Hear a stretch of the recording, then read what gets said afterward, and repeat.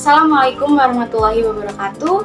Perkenalkan, nama saya Mega Pratiwi, NIM 14014119010, nomor presensi 1 dari Rombel A angkatan 2019. Di sini saya akan menyampaikan materi mengenai memilih topik, menentukan tujuan umum dan khusus, dan menentukan judul.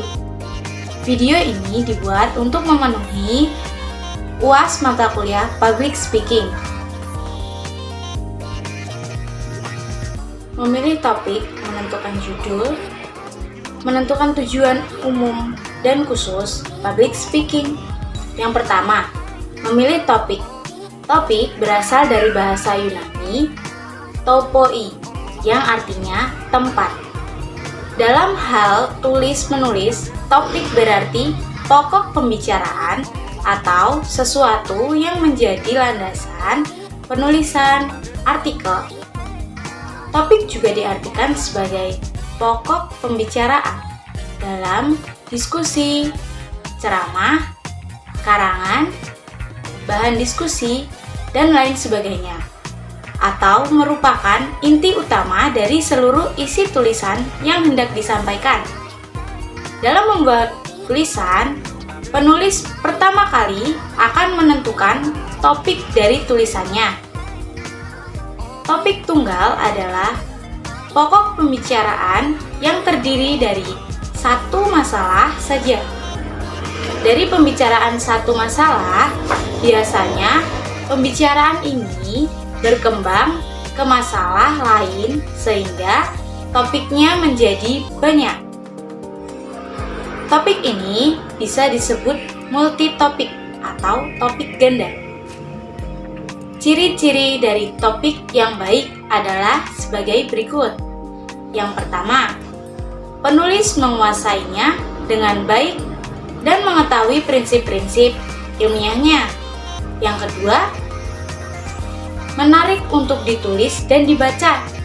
Yang ketiga, jangan terlalu baru, teknis, dan kontroversial. Yang keempat, bermanfaat. Yang kelima, jangan terlalu luas. Yang keenam, topik yang dipilih harus berada di sekitar kita. Yang ketujuh, memiliki ruang lingkup yang sempit dan terbatas. Yang kedelapan, memiliki data dan fakta yang objektif. Yang kesembilan, memiliki sumber acuan atau referensi. Menentukan tujuan umum dan khusus. Tujuan ada dua macam, ialah tujuan umum dan tujuan khusus.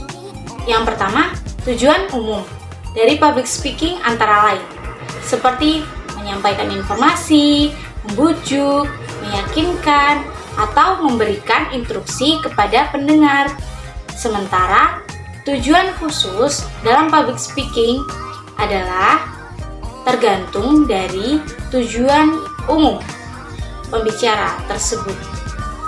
Tujuan dalam public speaking terdapat dua macam, umum dan khusus, yang digunakan untuk yang pertama, memberitahukan atau informatif, ditunjukkan untuk menambah pengetahuan pendengar.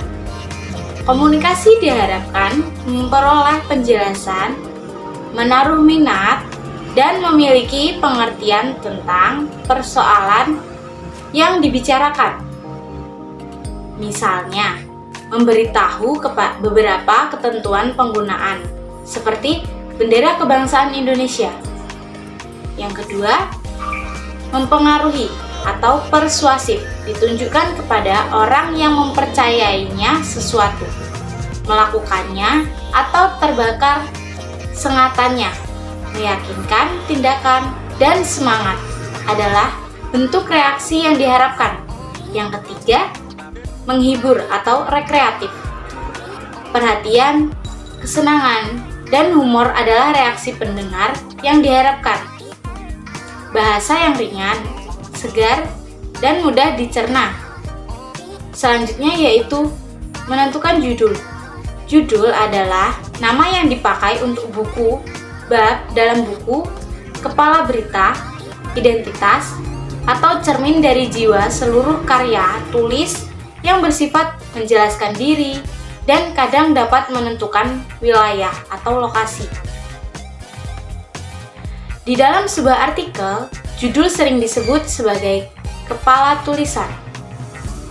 Judul baiknya dibuat dengan ringkasan, padat, dan menarik.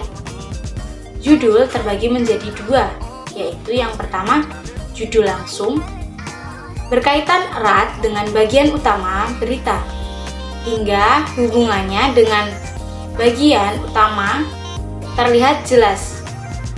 Yang kedua, judul tidak langsung. Judul yang hubungannya tidak langsung dengan bagian utama berita, tapi tetap menjiwai seluruh isi karangan atau berita. Selanjutnya, fungsi dari judul merupakan identitas atau cermin dari jiwa seluruh tulisan. Selanjutnya, temanya menjelaskan diri dan menarik, sehingga mengundang orang untuk membaca isinya. Yang ketiga, gambaran global tentang arah, maksud, tujuan, dan ruang lingkupnya. Yang keempat, relevan dengan seluruh isi tulisan, maksud masalah, dan tujuannya. Syarat-syarat judul yang baik harus relevan dengan tema cerita tersebut, atau ada keterkaitan dengan beberapa bagian dari tema tersebut. Yang kedua, harus provokatif, yaitu harus menarik baca dan menimbulkan keingintahuan pembaca terhadap isi cerita tersebut. Yang ketiga, judul terdiri dari 5 kata dan diusahakan tidak boleh lebih. Yang keempat, judul tidak boleh mengambil bentuk kalimat atau frasa yang panjang, tetapi berbentuk kata yang singkat. Yang kelima, judul harus mencerminkan topik atau tema, tidak boleh menyimpang.